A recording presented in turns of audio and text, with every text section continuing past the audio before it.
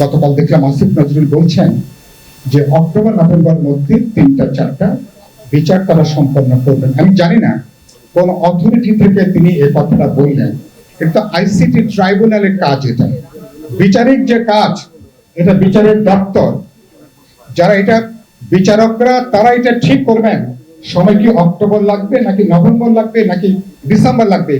কালকের ওনার এই কথা বক্তব্যের পরে এই বিচার ভবিষ্যতে প্রশ্নবিদ্ধ হওয়ার আলামত কিনা, আমি কিন্তু নাগরিক হিসেবে আমি কিন্তু উদ্বেগের জায়গা কিন্তু আমার তৈরি হচ্ছে। এটা বিচার এমনকি হয়তো তার 2 মাস আগেও হতে পারে অথবা আরো 2 মাস পরেও এটা লাগতে পারে। কোন উপদেষ্টারা আগ বাড়িয়ে একথা বলা মানে আপনি আগ বাড়িয়ে বিচারকে আপনি কিন্তু প্রশ্নবিদ্ধ করে তোলার ঝুঁকির মধ্যে আপনি যাচ্ছেন।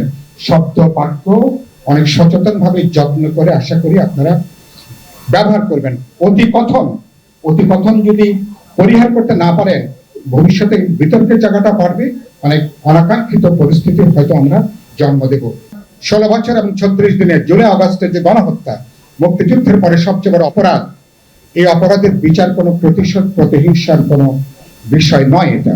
সুতরাং এটা ন্যায় বিচার নিশ্চিত করবার জন্য বিচার হওয়া দরকার। কোটি মানুষের আস্থার ভালোবাসায় 11 বারের মতো দেশের 1 নম্বর রেফ্রিজারেটর ব্র্যান্ড ওয়ালটন।